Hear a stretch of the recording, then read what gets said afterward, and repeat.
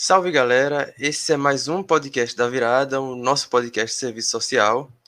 E hoje aqui a gente vai conversar um pouco sobre a ideia do serviço social no campo sócio-jurídico, trazer algumas características gerais e tal, um pouquinho dessa área que é um pouco recente a discussão dentro do serviço social, mas a gente vai tentar trazer aqui alguns elementos que nos ajudem a compreender um pouco dessa matéria sobre o serviço social. E para fazer isso, como eu não sou um grande especialista na área, né, não tenho muitos conhecimentos sobre o campo sócio-jurídico, a gente vai contar com a presença de João Rafael, que é um assistente social lá do Rio de Janeiro. Ele tem um projeto que se chama Profissional de Luta, né, que vai fazer aí uma mentoria em serviço social e vai trazer alguns detalhes sobre a profissão de serviço social. Inclusive, procure no Instagram, Profissional de Luta, curtam lá o trabalho dele, que é muito interessante, é muito legal.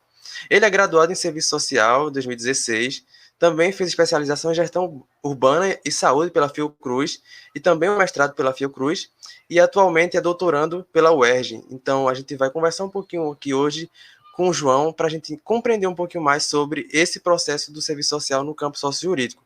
E aí, para fazer uma introduçãozinha rápida sobre esse assunto, vou trazer alguns elementos que eu acho importante a gente discutir dentro do serviço social para a gente pensar também que o campo sócio-jurídico, de acordo com Borgianin, que inclusive tem um material no Cefes, procurem todo mundo, que é Subsídios Jurídicos sobre serviço social, no campo sócio-jurídico, que é bem interessante. Lá vai trazer que esse termo do sócio-jurídico é bem recente do serviço social, né? A discussão é mais ou menos datada dos anos 2000, 2001 para cá, vai ter esse debate sobre o serviço social no campo sócio-jurídico, mas a origem mesmo do serviço social, ela está um pouco atribuída e vinculada também a esse campo judicial, né, ao serviço social no âmbito judicial.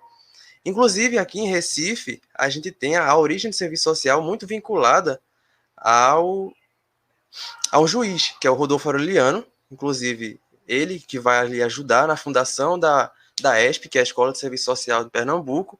Inclusive, a gente vai ter um direcionamento muito assim vinculado à questão dos mucambos e à questão do menor, essa famosa questão do menor, aqui colocando entre aspas, que é quando vai dar origem ao serviço social aqui em Pernambuco. Então, a gente vai ter essa vinculação. E uma dica aqui também, quem quiser compreender um pouquinho mais da dinâmica do desenvolvimento de serviço social aqui em Pernambuco, tem uma temporada aqui no podcast falando sobre isso. Acho que são 8 episódios falando sobre o serviço social em Pernambuco. Quem se sentir interessado, vale lá a pena ouvir um pouquinho sobre essa reflexão. E aí, algumas reflexões também dizem que há um tensionamento dentro dessa área do campo sócio-jurídico, que é entre manter a ordem e garantir os direitos. Então, para a gente compreender um pouquinho mais sobre isso, eu vou passar a palavra para o João, para ele, se quiser se apresentar um pouco mais e dar início à fala dele. E no final, a gente complementa com uma conversa aqui, algumas perguntas. E a palavra é toda tua, João. Prazer aqui receber no podcast. Antônio, muito obrigado pelo convite, né? A gente que se acompanha aí, de certa forma, lá pelo Instagram. Temos uma amizade em comum que meio que nos apresentou, né? Nossa colega Isa, lá de BH, vai ficar toda boa que a gente está falando dela, né? Enfim, ela Abraço foi para Isa. uma das que, né, sempre fomentou aí para a gente poder trocar essa ideia. O serviço social tem pouquíssimos podcasts, né? E dentro desses poucos, assim, o seu com certeza se destaca e tem grande relevância aí para o nosso debate, que traz para uma rede social, né? Não sei nem como é que a gente pode caracterizar o podcast, né? Não é bem uma rede social, né? Enfim, uma mídia, né? É Digital. uma mídia de divulgação de áudio. Né? Um conteúdo que é pouco discutido. Assim, essa que é a real. Ele é pouco discutido. Então, dá para ver assim, na sua proposta, na sua linha editorial ali, que tem um viés muito próximo do projeto ético-político. Né? E por isso eu aceitei esse convite, que eu acho que a gente precisa potencializar esses espaços, né, e contribuir aí no que for possível. Bem, eu sou João, né? Já foi apresentado, né? Enfim, não gosto muito disso, negócio de currículo para lá, enfim, sou bem mais do que isso, sou comunista, sou vascaíno, né? Até a gente gosta de sofrer aí, então vocês já podem ver, mas a gente acredita no mundo melhor, né? O que nos move, né? Enfim. E é o que a gente está debatendo, discutindo e construindo, né, efetivamente. E aí, o Antônio fez um comentário, né, resgatando a Borgiani, acerca dessa origem do serviço social. Entender o serviço social, né, por exemplo, no Rio de Janeiro, deslocado dessa discussão de sócio jurídico é um erro, porque a escola de serviço social no Rio de Janeiro, né, surgem duas mais ou menos no mesmo período, assim, né, hoje atualmente são chamadas de PUC-Rio e UFRJ, né, enfim, mas nasce dentro do juizado, praticamente dentro do juizado de menores, né, tinha uma relação muito grande com, né, o judiciário. Tá? E aí é importante a gente entender que o judiciário é um espaço ocupacional disso que se convencionou a ser chamado de sócio jurídico. E se a gente pegar isso em outros estados, a gente vai ver que essa é uma área, né, curiosa no sentido que a gente historicamente atua lá e historicamente pouco discute, né? Então, tu pega Tribunal de Justiça, é um dos lugares que mais tem, dentro do sócio jurídico, que mais tem discussão, mas são discussões mais recentes. Prisões, quase não tem, que é uma discussão que eu me proponho, quase não tem, né? Enfim. E a gente está desde a década de 40, por exemplo, em Porto Alegre, desde a década de 50, no Rio de Janeiro e em São Paulo, né? E se for pesquisar em outros estados, a gente vai ver que os períodos históricos também não são muito semelhantes, ou seja, se você pega, né, Rio e São Paulo, é 36, 37, né, e tu tem na década de 50 já, né, atuação no sistema prisional, pô, é 10 anos, é muito pouco tempo, assim, né, e aí, infelizmente, carece de dados, né, mas tu vai pesquisando em outros lugares, você vai vendo que não é tão distante essa institucionalização da profissão nesses espaços. O Ministério Público é algo mais recente, né? Minha filha chegou aqui. Oi, filha. Que bonito. Aí, participação especial, é assim que a gente trabalha. Dá um oi aqui. Fala. Oi, gente. Oi, gente. Fala, oi, Antônio. Oi, tudo bom? Você tá bem? Tá perguntando se você tá bem. Tá bem? E aí, assim, dentro desses espaços que o serviço social vai se institucionalizando, né, o Ministério Público, até porque o Ministério Público em si também é uma instituição não muito antiga, né? Ele tem vínculo desde o século XIX e tudo mais, mas ele se configura mais fundamentalmente a partir da Constituição mesmo de 88, né? Polícias, enfim, uma série de outros espaços ocupacionais que a gente vai ao longo dos anos se inserindo conforme a racionalização do Estado vai exigindo e impondo essa expansão do mercado de trabalho. Mas o que eu queria começar falando era que o seguinte, você já tinha anunciado, né? O termo sócio-jurídico, ele é relativamente recente. E ele não é apenas relativamente recente no serviço social, ele é relativamente recente em termos de existência propriamente. Porque os registros, né, dele datam da década de 90, mas fora da profissão. E muito pontual, um ou dois, assim, acho que só tem um livro publicado com esse termo. Assim, é claro que teria que fazer uma pesquisa mais densa para poder identificar isso, mas o que se tem registrado mais conhecidamente é um livro da década de 90, salvo engano, da psicologia, agora eu não consigo recordar direito. No serviço social, que esse termo vai ganhar força, vai ganhar expressão, né? E tendo ali o primeiro registro na revista Serviço Social e Sociedade, né, número 67, em 2001. Nesse mesmo ano, né, em 2001, vai ter também a inauguração de um painel com o mesmo tema, né, sócio-jurídico, no Congresso Brasileiro de Assistentes Sociais, que é, né, o CBAS, um dos mais importantes eventos da categoria. Uma curiosidade, né? Quando surge lá em 2001, tanto nessa revista, né, Serviço Social e Sociedade, quanto no Congresso Brasileiro de Assistentes Sociais, CBAS, né? Eles surgem basicamente juntos, tanto que é no CBAS que a revista é publicada, né? Ela é lançada, melhor dizendo. Os temas, né? A área que vai estar dentro desse chamado sócio-jurídico vai ser o judiciário e as penitenciárias, né? O sistema prisional, que, curiosamente, são as duas instituições mais antigas em termos de atuação da profissão, né? E depois, a mais antiga, que vem desde as protoformas, é a assistência, né? Então, estão aí entre as mais antigas instituições, né, que empregam assistentes sociais.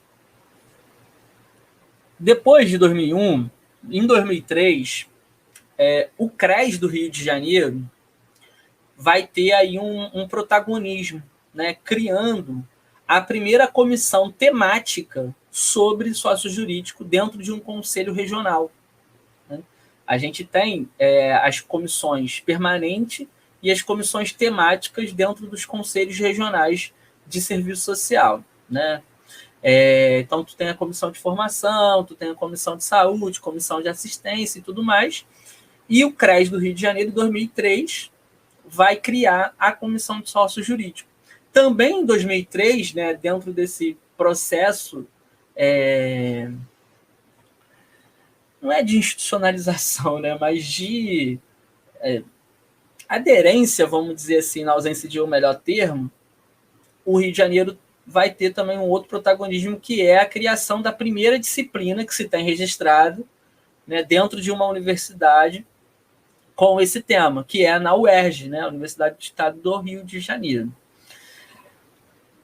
E o Paraná vai realizar o segundo Congresso Paranaense, também em 2003, com uma oficina. Então, assim, gente, a gente está falando de algo que aconteceu há 20 anos, né? Começou, né, a ganhar força há 20 anos, e é importante, assim, lembrar, né? 20 anos, às vezes, pô, é muito tempo, não, 20 anos não é nada, assim, não é nada. Isso dentro da história da profissão é pouco, dentro da história da humanidade é ridículo, né? Porque, assim, né? Enfim, dentro da história... e aí a gente vai tendo esses parâmetros, mas 20 anos é pouco tempo, né? É muito pouco tempo. Então vai ter essa oficina no segundo Congresso Paranaense de Assistentes Sociais. O Encontro Nacional do Conjunto Cefes-CRES, que é a instância máxima da categoria em termos de discussão política, né? Então, por exemplo, é lá que a gente vai deliberar as resoluções do Cefes, que vai, né, ser ali Perdão. Que vai ser, né, o nosso direcionamento, né, enfim, ético, político, né, às vezes até técnico operativo também, para o exercício profissional. O próprio Código de Ética vem de uma deliberação de um encontro nacional, obviamente precedido de discussões, né? Então, o Encontro Nacional do Conjunto Cefes-CRES, que é essa importante instância de deliberação da categoria, delibera lá em 2003 a organização do primeiro encontro nacional de serviço social na área sociojurídica, precedido por encontros regionais, isso em 2003. Em 2004, é realizado o primeiro encontro nacional do campo sociojurídico. E aqui tem um embrião de uma polêmica, né, dentro dessa discussão do sociojurídico. Qual é? É área, é campo, é universo, é sistema, é o que esse sócio jurídico, né? O que é? Eu vou deixar um pouco mais para frente para entrar nessa polêmica um pouquinho a mais, mas também não vou entrar muito nela, não. Bem, e também uma outra questão que acontece... Cortei, filho. Falei que ia aparecer? Uma outra questão que também vem desse primeiro encontro nacional, né, é que há uma deliberação ali para que os CREs, né, criem a comissão temática do sócio jurídico, 2004. Tem CREs hoje que ainda não tem, né? Tem CREs que tem, mas não funciona. Mas, enfim, isso é, de fato, um processo. E mostra, né, exatamente como é recente isso. A gente teve, até o presente momento, veja, 2001, que começou a discussão. Até o presente momento, a gente teve 3 seminários apenas. 3 seminários. A gente teve um seminário em 2004, que foi que a gente acabou de falar, que foi o Seminário Nacional no Campo Sócio-Jurídico, organizado lá em Curitiba. E em 2009, a gente tem um segundo seminário nacional, né, o Serviço Social no Campo Sócio-Jurídico, na perspectiva da concretização de direitos, vai ser realizado em Cuiabá, no Mato Grosso, né? Esse seminário está disponível, inclusive, textualmente, lá na página do Cefes, então você consegue acessar toda a discussão que teve ali, né? Então tem bastante elementos assim para se conhecer, para se aprofundar, enfim, né? Alguns foram superados pelo tempo, né? Normal. E depois, só 10 anos depois, agora, em 2019, aqui no Rio de Janeiro, que vai se organizar o 3º Seminário Nacional, o Trabalho do Assistente Social no Sócio-Jurídico. Né? João, mas eu vi um evento em tal lugar sobre sócio-jurídico. Sim, você viu, porque isso, né, foi organizado por algum grupo de pesquisa, algum grupo de extensão, enfim, por alguma universidade particular ali e tudo mais. Mas enquanto parte das ações, né, do conjunto Cefes-CRES, foram apenas 3. E de caráter nacional também, né, não ocorreram outros. Agora, mais recentemente, a partir do ano passado, 2020, né, eu tenho conseguido organizar webinários em serviço social no sócio-jurídico. Então, a gente já fez 4 edições do webinário, todas elas, né, acima de 1.500 pessoas inscritas, de pessoas do país inteiro, onde a gente vai discutir assuntos pertinentes à área de sócio-jurídico. Né? Isso é uma atividade que ocorreu, de fato, de caráter nacional, mas que ocorre por fora das instâncias, né, de direção, né, da profissão. Mas eu acho que, né, tem aí a sua relevância. Bem, é uma área de muitas tensões. É uma área de muitas tensões. O próprio Antônio fala da brochura do Cefes sobre sócio jurídico. Uma primeira questão está logo no título, assim, que a gente percebe. Primeira tensão. Veja, a brochura, ela é denominada de subsídios. Ela não é denominada de parâmetros. Tu pega da assistência e da saúde, ela é denominada de parâmetros.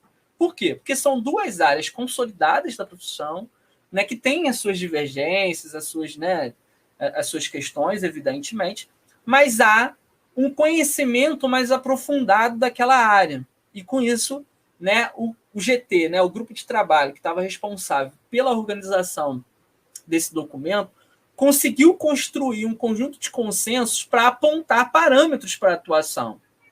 No sócio jurídico isso não foi possível. Né? Então, tem subsídios para refletir sobre, né, a atuação profissional dentro desse espaço, né, dentro desse chamado sócio jurídico, né, dessa área. Então, tu já percebe aí que há uma tensão, certo? Como eu falei, né, o nome dos seminários, eles saíram, todos eles diferentes daquilo que foi deliberado no Encontro Nacional. Então, veja, o primeiro seminário, ele era para ter sido chamado de Encontro Nacional de Serviço Social na área sociojurídica. E ele foi chamado no campo sociojurídico. Né? Parece uma coisa pequena, mas não é, gente. Assim, tem discussões teóricas profundas em torno disso. Você pode considerar uma discussão secundária ou não, enfim, aí tudo bem. Mas tratar como pequeno, não. O segundo seminário, que também foi chamado de Campo Sócio-Jurídico, ele foi aprovado no conjunto Cefes-CRES como Encontro Nacional de Assistentes Sociais no Sistema Sócio-Jurídico. E o terceiro seminário, ele foi aprovado como Seminário Nacional no Campo Sócio-Jurídico. O terceiro seminário, se você reparar, ele foi o que conseguiu fugir dessa tensão de alguma forma, porque ele coloca o seguinte, olha, é o Seminário Nacional sobre o quê? O trabalho do assistente social no sócio-jurídico. Ele não entra na discussão se é campo, se é área, ele tenta fugir dessa tensão, né? A comissão organizadora do Rio de Janeiro eu não participei, mas eu estava próximo das discussões, teve isso como uma intencionalidade. Tá? Não foi algo, fugiu e passou batido, né? Era algo intencional, né? E foi algo consensual dentro das tensões e das divergências, né? Polêmicas que se tem em torno dessa forma, né? De apreender esse espaço, né? Esse lugar. Então a gente tem 4 termos, vamos dizer assim, polêmicos dentro dessa discussão. Se é área, se é campo, se é sistema ou esfera do sócio jurídico. Cada autor, cada autora, né, e aí principalmente autoras, tem, dentro da profissão, né, tem denominado de uma forma. E aí é importante, quando for ler essas obras, ter em mente que tu está lendo algo permeado de polêmicas. Polêmicas teóricas, polêmicas políticas, polêmicas ideológicas, né? Enfim, não é um campo tranquilo de se pisar, é um campo minado. Então, entre sabendo, né, que vai correr riscos. Né? E aí a gente escolhe um e vai embora. Se eu não me engano, a Marilda chegou a escrever sobre um universo sociojurídico, mas algo muito pontual, assim, que acabou não ganhando força. A ideia de sistema do sociojurídico, essa foi uma das primeiras a ser descartadas, tendo em vista, né, uma lógica um pouco funcionalista, né, uma ideia, né, essa ideia de sistema ser muito referente a um funcionalismo. Esfera não pegou muito, não pegou muito, mas tu ainda vê assim, solto em alguns textos e tal, mas sem grande discussão teórica. Agora, campo e área tem discussões, né? Tem autores que divergem, né? A Borgiana, a Eunice Fávero, né? Que são professores, são as principais referências nessa discussão em termos de caracterização do sócio-jurídico, são elas duas. Né? Tem pessoas mais recentes ganhando força, mas elas duas são as mais clássicas, vamos dizer assim. Dando alguma dica aqui, né, importante, assim, né, para a gente, antes de entrar numa discussão um pouco mais teórica do que é esse sócio jurídico. Então, tem a revista Serviço Social e Sociedade, número 67, né, é a pioneira, né, precisa ser lida para entender o que se tinha naquela época, a partir dos autores e das autoras, o que estavam discutindo. A própria brochura do Cefes, né, o Antônio fala dela e eu também falo e indico, né, a atuação de assistentes sociais no sócio jurídico, subsídios para reflexão, se eu não me engano, o nome é esse. Tem a coletânea organizada pelo Cefes, que é um clássico, cai em concurso, inclusive, então tem que ser lido mesmo, né, que é o estudo social em perícias, laudos e pareceres técnicos. E aí são 3 capítulos. Um é sobre o estudo social de uma maneira um pouco mais ampla, mas puxado, né, na discussão, acaba trazendo alguns exemplos sobre o judiciário, e aí é óbvio, né, a professora Eunice Fávero, que escreve, ela vem, né, dessa experiência profissional. O outro vai discutir essa questão do estudo social dentro da previdência social. E o terceiro, dentro do sistema prisional.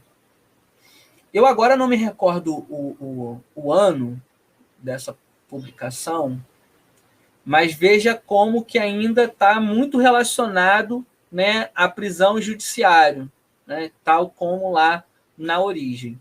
Né? Então, você vai ver. E a gente hoje vai... a própria brochura do Cefes vai trazer uma gama de instituições que ocupam essa chamada área do sócio jurídico, ou campo do sócio jurídico, como vocês queiram. Eu prefiro área, mas isso aí a gente vai ver mais para frente. Mais recentemente, né, a editora Papel Social e a editora Cortez lançaram 2 coletâneas, cada uma delas, sobre sócio jurídico. Então, assim, a Cortez, ela tem 7, 8 publicações, mais ou menos, sobre o serviço social no sócio jurídico, né? Então vai ter sobre prisão, vai ter sobre vara de família, vai ter sobre defensoria pública, vai ter sobre LGBT dentro do sócio jurídico, enfim, e outros, né? Vai ter sobre medida socioeducativa, vai ter sobre adolescente em conflito com a lei e a questão de território, enfim, vai ter uma discussão muito interessante.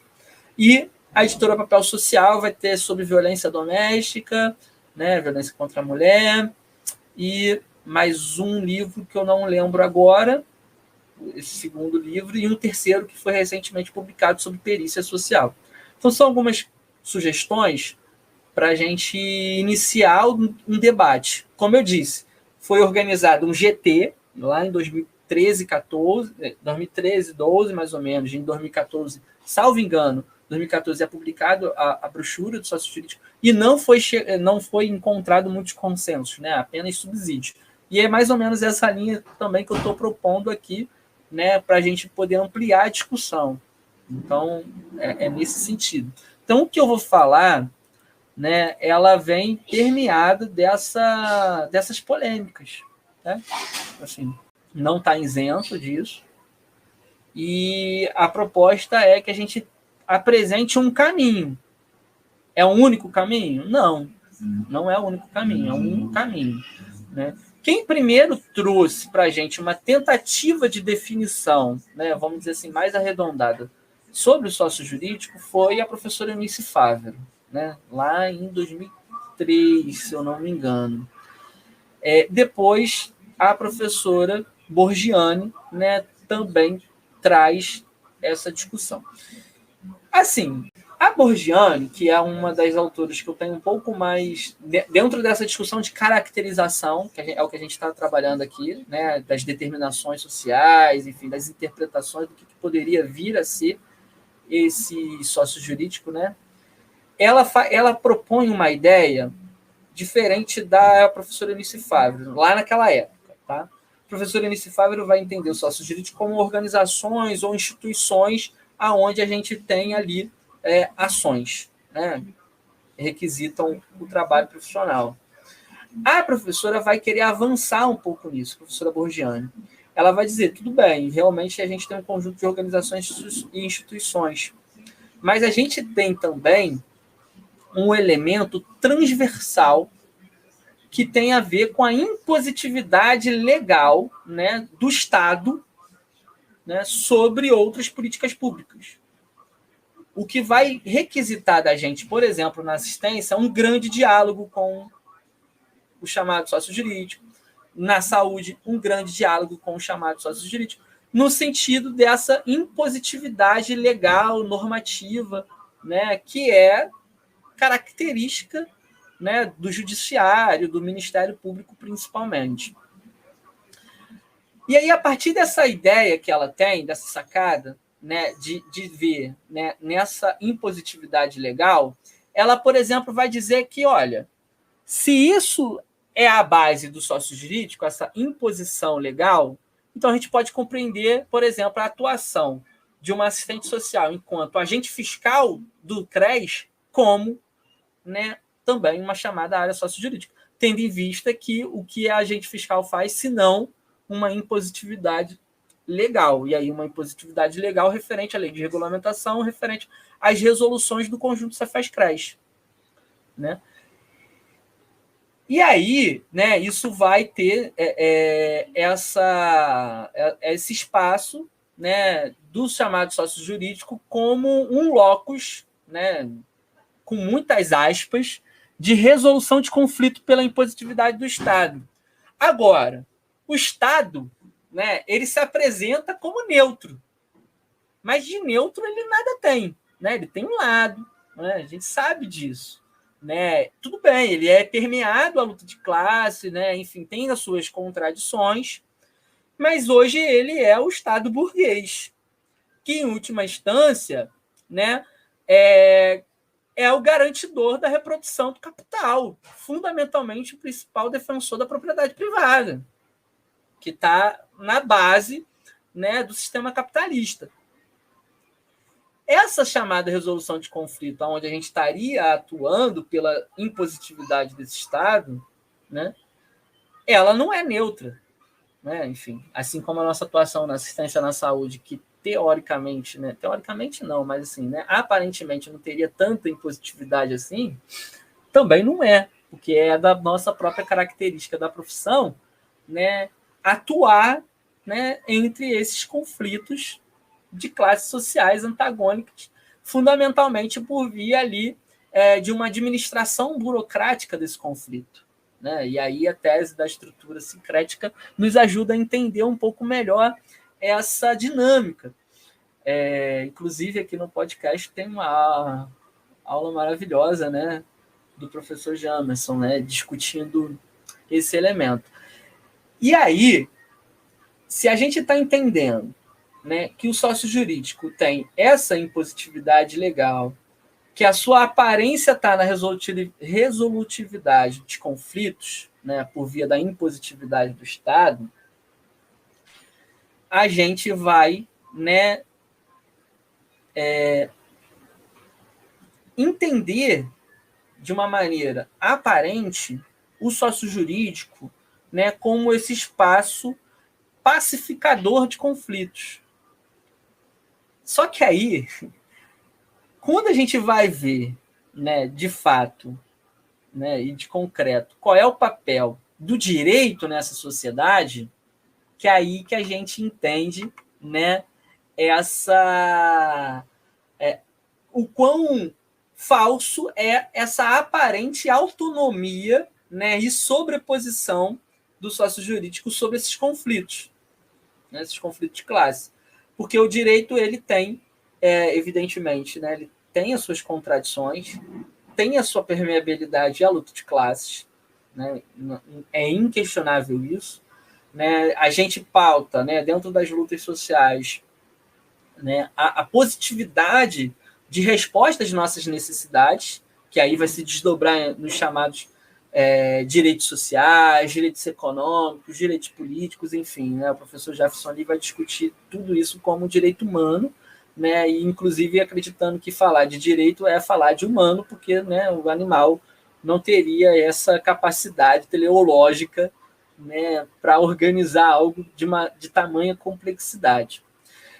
Só que essa característica do sócio jurídico, né, de ser aparentemente autônomo, aparente sobreposto à sociedade, né, é aquilo que se mais apresenta para a gente. E aqui tem um grande desafio, né, Antônio e colegas que irão nos escutar, né, estão nos escutando, que o serviço social assimila isso, infelizmente, né?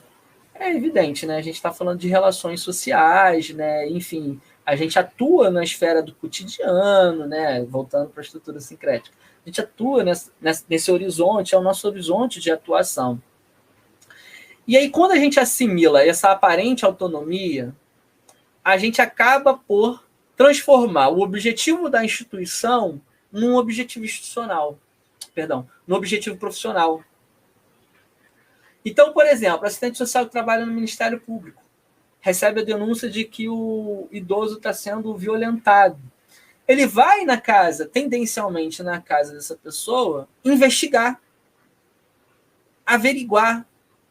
Ou seja, ele vai ali operar, né, exatamente a lógica que o Estado está precisando, da impositividade normativa, legal, etc., né, confundindo a sua profissão, o seu objeto, com o da instituição que lhe requisita uma determinada demanda, né, que poderia ser trabalhada de várias outras formas. Então, é uma área muito tensa. Então, isso acontece no Ministério Público. Dentro da prisão, a gente vai acreditar, né, no discurso oficial da prisão. Então, a gente está aqui para ressocializar o preso. Né? Então, a gente muda, né, o nosso objeto profissional. Né? Na verdade, não muda o objeto, né? Responde o objeto muito mais vinculado a essa aparente, né, autonomia do Estado, nesse conflito entre classes, acreditando que esse é, de fato, o nosso papel. Beleza, né? A gente é requisitado para isso, não deixa de ser o nosso papel também. A questão é de que lado a gente samba. De que lado que a gente está desse conflito? Né? E é aí que a gente precisa pensar. E aqui eu estou dando um exemplo do Ministério Público e do sistema prisional. A gente pode pensar na polícia, quando o policial, né, ele procura o serviço social, porque aí o serviço social dentro da polícia atua principalmente com os próprios funcionários, né, não tem esse contato com a população em geral, né, o seu usuário fundamentalmente são os seus próprios colegas de trabalho. Ele procura, né, o assistente social porque está com questões psicológicas, enfim, adoecimento psíquico e tal. E isso tem muito a ver com a dinâmica da instituição, que vai lhe colocar numa condição de herói, né? Assim, ou seja, novamente a ideia da a aparência de que ele está acima dos conflitos aqui embaixo. Qual é o conflito? Roubo, furto, tráfico de drogas, etc. Então, aparentemente, o policial está acima disso, se comporta como policial, age sobre esse conflito e adoece. Esse adoecimento pode se desdobrar assim, em consumo, né? Vou usar com muitas aspas esse termo, nem gosto muito, né? Consumo prejudicial de álcool e outras drogas, né? Violência doméstica, né? Enfim, em várias outras questões. E aí ele procura o serviço social para tentar lidar com isso, né? Ou ele é obrigado, por via da instituição, para tentar lidar com isso. E aí o serviço social vai atuar sobre isso, fundamentalmente no sentido de ajustar esse policial para que ele volte a realizar a sua operação, que é a sua aparente autonomia sobre o conflito de classe que está rolando, né? E aí, de que lado a gente está, né? De que lado a gente vai problematizar? Então, eu vi um estudo recentemente de uma policial que é assistente social, que eu gostei bastante, que ela diz o seguinte: olha, os policiais que estão presos, né, um policial que vai preso, ele dificilmente se enxerga como um bandido. Sabe? Por que ele dificilmente se enxerga? Porque ele acha que aquela ação que ele fez é a ação correta. Entendeu? E que o Estado que está errado. Né? Então, ele leva para uma outra esfera. Então, veja, né, a instituição impõe algo que não é normativamente legal, inclusive. Né?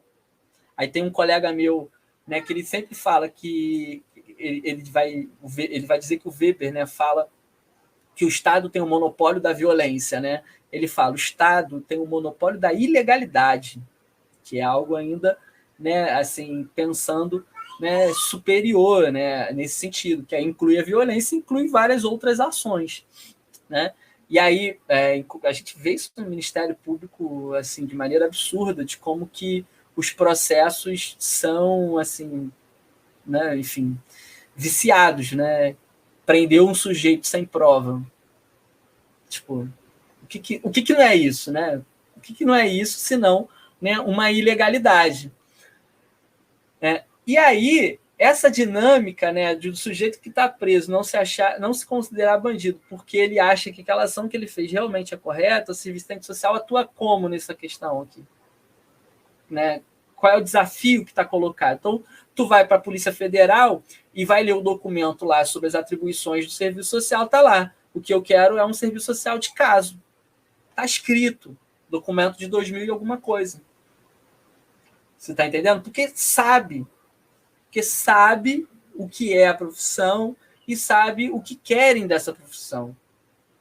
Né? Não é ingenuidade. Sabe que o serviço social de caso vai estar intimamente relacionado aos objetivos institucionais dentro de uma polícia. E não só dentro da polícia, né? Estou falando da polícia porque está escrito, né? Não sei se revogaram agora, né? Deve ter mais ou menos 10 anos esse documento. Não sei se revogaram, teria que encontrá-lo documentos mais recentes. Mas, pô, a gente discute o fim, entre aspas, né? O fim do serviço social de casos desde o movimento de reconceituação, gente. O movimento de reconceituação, né, tem como marco o seminário em Porto Alegre, em 1965. Entendeu? Quantos anos já não tem aí? 40, 50, quase 50 anos. Não é isso? 75, 85, 95, 2005, né? Tem mais de 50 anos já. Né? Então, assim, olha quanto tempo não tem. Né? A gente tem que ter essa dimensão, né, de como que essa é uma área extremamente tensa, que ingenuidade é algo que você não pode ter em momento algum. Dentro dessa área, eu diria que tu não pode ter assim, elevado à enésima potência. Você não pode ser ingênuo, porque aqui é onde o conflito, né, ele aparece na sua, né, assim, na sua forma mais clara possível, né, nítido, é evidente, porque é o espaço do conflito. E a gente estaria, entre aspas, tentando resolver esse conflito, né? E aí, por que eu falo entre aspas resolver? Porque o Estado não é neutro, porque o direito também não é neutro, ambos estão a serviço, né, das relações sociais que são hegemônicas, dominantes, e dentro da sociedade capitalista, que é dividida em classes, para a classe dominante, né? Fazendo aqui algumas mediações. Então, o que está dado, né, como desafio e possibilidades aos assistentes sociais que atuam nessa esfera seria essa mediação, né, desse conflito, resolvendo eles aparentemente pela impositividade do Estado. É um espaço extremamente contraditório, extremamente violador. A gente precisa entender isso. Inclusive, eu faço, por exemplo, poder judiciário, né? Eu chamo de poder judiciário, eu não chamo de justiça. Assim, para mim, o que ocorre dentro das instâncias do poder judiciário é qualquer coisa, menos justiça, né? E aí é aquilo, o que é justiça? A gente precisa discutir isso, né? A Agnes Gelli tem um livro muito bom que ela vai discutir várias concepções de justiça. A Agnes Gelli dos bons tempos, né, gente? Não é a Agnes Gelli depois que ela abandona o marxismo. Então, é um espaço em que a gente tem que saber com o que a gente está lidando. E aí, duas características aqui é fundamental, assim, para o assistente social. Não só para o sócio jurídico, né? Mas eu acho que aqui ele ganha um status assim, lá, né, mais elevado. É o conhecimento sobre a normatividade do Estado. Ah, João, tu está querendo que a gente atue instrumentalmente. Gente, a gente precisa ser honestos e honestos. A gente atua num conflito que a gente não vai resolver, tá? Que é o conflito de capital e trabalho. Bom, a gente não vai resolver.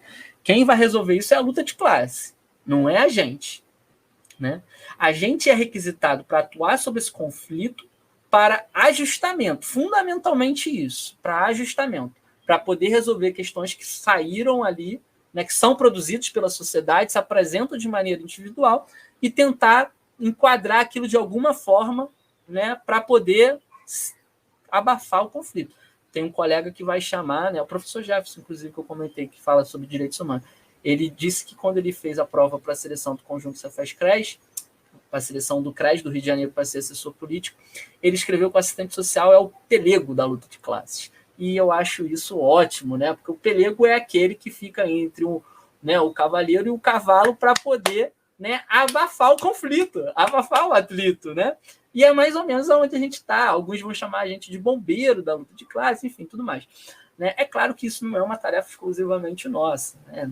Também não vou supervalorizar a profissão, mas é nesse sentido que a gente atua. Então, é um espaço em que a normatividade ela aparece de uma maneira muito clara, muito nítida. Então, é lei tal, artigo tal, inciso tal. Tu vai enquadrando as relações sociais nesse conjunto, elementos, né, normativos e jurídicos, né, exigindo um dever ser daquela pessoa dentro da ideologia dominante. Pascanes vai dizer isso brilhantemente, né, que é o direito, principalmente o direito positivo, o direito normativo, está atuando sobre isso.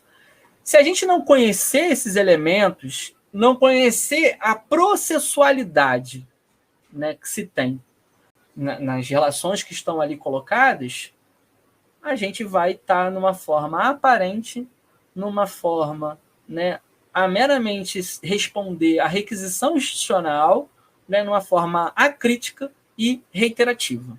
E aí, João, se tu está dizendo que o direito ele tem essa forma, então como é que a gente pode atuar? não é questão, né? E aí, salvo engano, acho que é o Falheiros que vai chamar, né, de brechologia. Não é questão de encontrar as brechas, é a questão de apreender os processos. E aí uma corrente, por exemplo, do direito penal, que é chamado de garantismo penal, né, é exatamente o seguinte: olha, a gente vive sobre uma democracia e todo processo exige um processo, né? Todo processo exige um processo, é ótimo, mas é isso mesmo.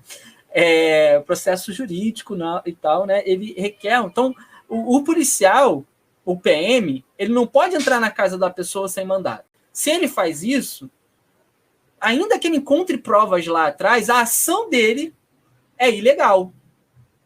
E uma ação ilegal não pode produzir provas. Entende? Isso é processo, isso é a lei, isso é o direito. Mas é o que acontece, né? A população negra está sendo presa e exterminada a partir disso. Né? E aí a gente vai ter interferência sobre isso muito pontualmente. Né? Muito mais nessas situações ali em que a gente está envolvido com outros conflitos. Né? Conflitos dessa magnitude, por exemplo, como que envolve o genocídio da população negra, a gente tem pouquíssima inferência, e menos ainda. Né? Mas a gente, quando se depara com uma determinada situação, apontar, olha, esse processo aqui está viciado na defesa do direito, ó, e está viciado por isso, isso, isso, isso. E aí a gente consegue ir apontando elementos, né, para poder defender direitos, né, dentro do direito, sabendo que o direito fundamentalmente está para o campo de lá do que para cá, as contradições que estão colocadas aí. Então a gente vai fazendo isso. Então isso não é algo exclusivo, inclusive, para o sócio jurídico. Se você trabalha numa assistência social, recebe um ofício ali para acompanhar, né, uma criança que está em situação de violência, se você não perceber as formas como você produz os documentos técnicos, aquilo vira prova contra a família. E você produz uma família sócio-juridicamente incapaz. Portanto, acolhimento institucional, talvez um processo de adoção. Então, são cuidados que a gente precisa ter, porque é de vida que a gente está falando. Né? São vidas, são seres humanos. Né? E não é qualquer vida. É vida da classe trabalhadora, principalmente, né, dos mais pobres. Mas, João, a gente não atende só os mais pobres. Olha direitinho, faz um estudo, levanta o perfil do teu usuário, veja qual é, né, a fração da classe trabalhadora que ele pertence. E você não vai ver se ele não está, né, nos setores mais subalternos. Realmente, a gente não atende só esses usuários. Ok, tudo bem. Mas dá uma olhadinha. Né? Pensa aqui, mulheres. Mulheres tá em todas as classes. Tá, realmente. Né? Evidente. Ela é a pessoa, inclusive, reprodutora da sociedade, né? É a mulher. Agora, né, o seu corpo biológico foi transformado nisso, né, gente? Trabalho reprodutivo, tudo mais. Olha, dentro de um CREAS que vai fazer o acompanhamento das mulheres de violência, quais são as mulheres que vão ser acompanhadas, se não as mulheres das classes mais subalternizadas? Fundamentalmente. Vai olhando, né, e você vai perceber. Eu não estou falando que todo mundo pertence, né, à superpopulação relativa, ao exército industrial de reserva, e etc. Não é isso. Mas eu estou falando que a gente atende fundamentalmente os mais pobres. E se a gente não perceber, se tratando de que o Estado, né, e aí chamado sócio jurídico atua sobre essa impositividade, a gente pode estar contribuindo de uma maneira ou de outra para o processo de criminalização da pobreza. E aí a gente precisa saber, né, novamente eu vou bater nessa tecla, de que lado a gente está sambando. De que lado a gente está sambando. Aí é questão ético-política. Né? É a nossa dimensão ético-política. Qual é o nosso compromisso? Né? Eu poderia dar um exemplo de um sujeito que foi preso, né? Ele estava preso, ganhou o direito ao trabalho extramuro, ou seja, ele vai trabalhar e volta para a prisão, vai trabalhar e volta para a prisão. Né? Durante esse processo, né, de trabalho extramuros, ele tira uma foto. Essa foto é em frente ao presídio. Por que ele tirou uma foto em frente ao presídio? Porque estava escrito na parede desse presídio que o Estado te esmaga de cima para baixo. O sujeito preso tira uma foto em frente ao presídio com uma mensagem escrita: o Estado te esmaga de cima para baixo. A gente pode chamar, se é eu, se é o Antônio, se é você que nos escuta, a gente pode chamar isso de liberdade de expressão. Ele simplesmente perde o direito dele de ir trabalhar. É colocado no isolamento. Ele é punido por isso. O argumento que ele deveria estar preocupado com o trabalho e não em criticar o Estado. Veja, dentro do sistema prisional tem uma comissão chamada de Comissão Técnica de Classificação, chamada CTC. A CTC, ela exige obrigatoriamente a participação de um assistente social. Dentro das funções da CTC está a questão da punição para quem não cumpre as regras, né, disciplinar dentro da instituição. Portanto, para esse sujeito perder o trabalho e ser isolado, passou, em algum momento, a discussão por um assistente social, por um ou uma assistente social. Se, né, não dá para saber como é que foi esse processo, porque, né, enfim, tem outras questões aí que a gente teria que analisar mais profundamente, né, enfim.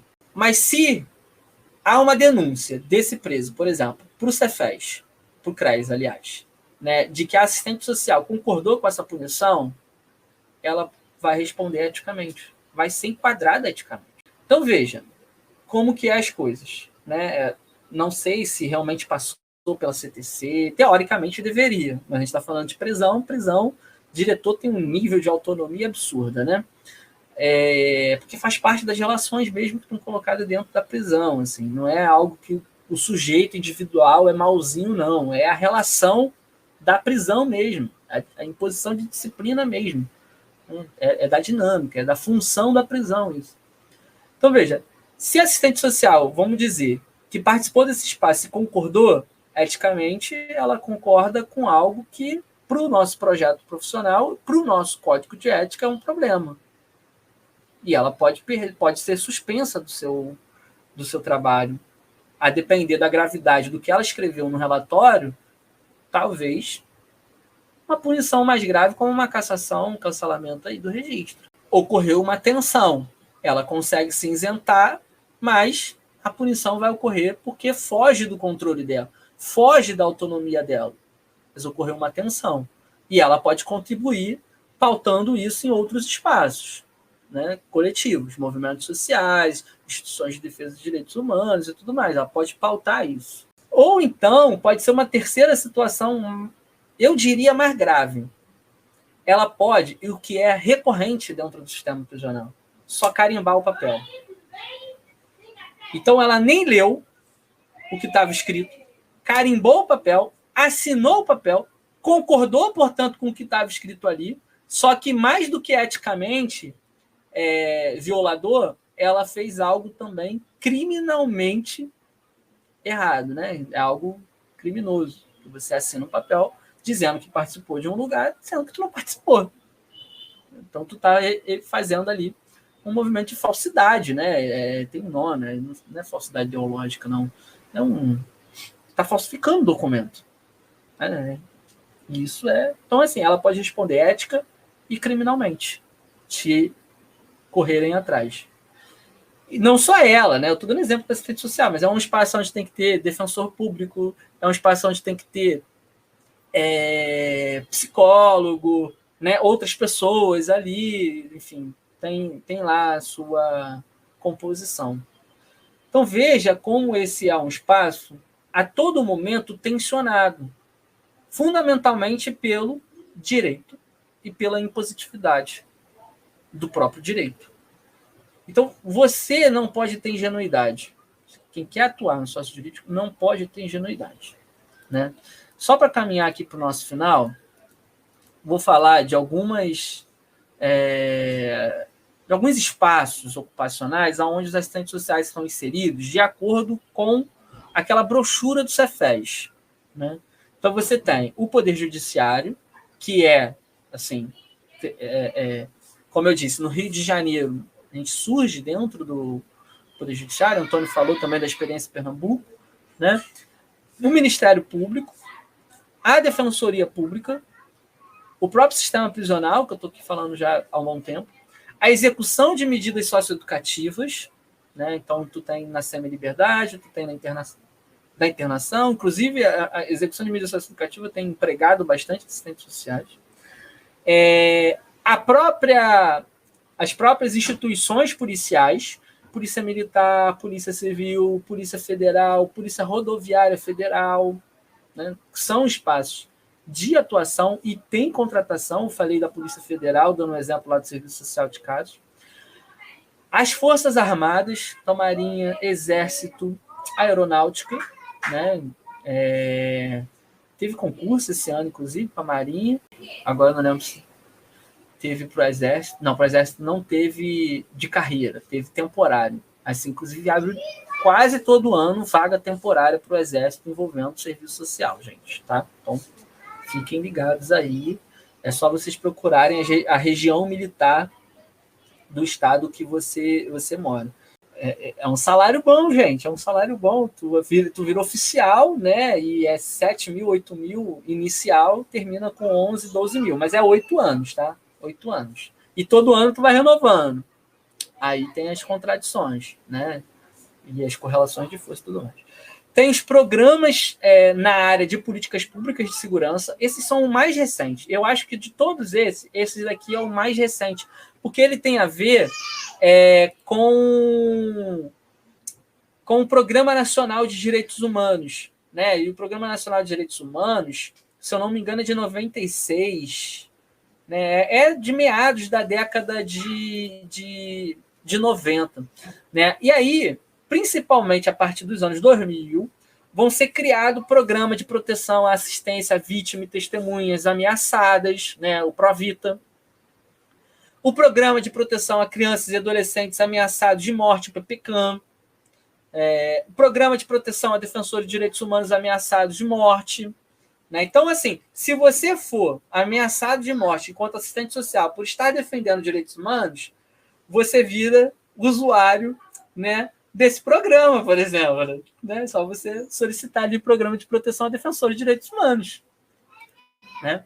Agora, são programas assim que tem as suas tensões, tem suas questões, né? Aqui no Rio de Janeiro, por exemplo, o Provita, ele é administrado por uma ONG, né? É isso, né? É esse o momento, né, que a gente vivencia, o fundo público sendo transferido para o fundo privado, ainda que supostamente seja de uma organização não com fins lucrativos, né? Assim, mas ainda está sendo transferido para o fundo privado, né? Está sendo de responsabilização do Estado, né? Hoje é dia de servidor público, dia 28 de outubro, né? Está tendo luta, inclusive, nacionalmente nesse momento, aí, em vários estados, né? Enfim, na defesa do serviço público, contra a PEC 32, enfim, que é da reforma administrativa. Quando a gente pensa, né, da retirada de um serviço público e transforma ele num serviço privado, o que se perde aí, além da transferência de verba, é a continuidade do serviço, né? É a lógica, né? A saúde vai chamar de longitudinalidade, né? Daquele cuidado que é prolongado, né? Enfim, aí cada lugar vai ter um nome doido aí, né? O povo vai inventando os conceitos, mas nada mais é do que um acompanhamento sistemático sobre uma determinada expressão da questão social, né? É isso, chamando aqui, né, da forma mais próxima da nossa tradição, né? Então, esses programas é onde são mais recentes e que teve seleção para o Rio de Janeiro, se eu não me for, foi no começo desse ano, começo do ano passado, para o Provita, né? Então, quem está na assistência social encontra, por exemplo, um adolescente que está ameaçado de morte pelo tráfico de drogas, pode orientar para ir participar aí do PPCAM, que é Programa de Proteção a Crianças e Adolescentes Ameaçados de Morte. Né? Então, para quem não conhece, fica aí conhecendo. E alguns estados têm as suas experiências também. Não é muito comum, mas se procurar direitinho, dá para encontrar outras experiências. né, de programas assim de segurança, né? Aí, uma curiosidade que tem lá no subsídio. A área do serviço, o serviço de acolhimento institucional e familiar, ele aparece dentro dos subsídios do Cefes como um espaço socioocupacional do chamado sócio-jurídico. Veja como é algo que tem muito a ver com aquela discussão que a Borgiani estava fazendo, né? Não são só organizações e instituições, são também, né, serviços, né, que têm a impositividade, né, do Estado para resolver algum tipo de conflito. Então, o que não é o acolhimento institucional, senão essa impositividade do Estado em relação a um conflito ali entre a família, que deveria proteger, e que não protege uma criança ou um adolescente e que, portanto, ela está acolhida para sua proteção. Então, vai um pouco nesse sentido de incluir o serviço de acolhimento dentro do sócio jurídico, mas ele é institucionalmente, né, normativamente, um serviço da política de assistência social.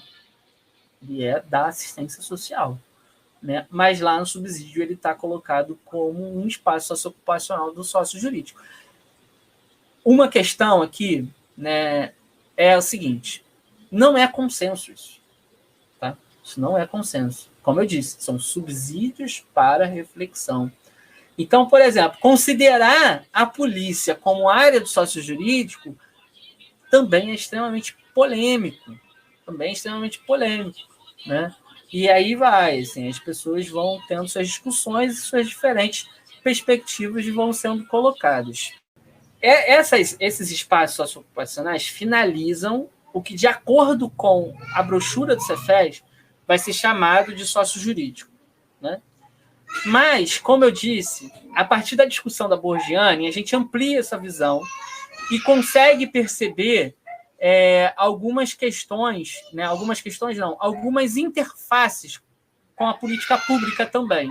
A gente vai fazer vai ver interface do sócio jurídico com as políticas públicas, e isso está sendo potencializado devido à retração do Estado, né, em termos de política pública.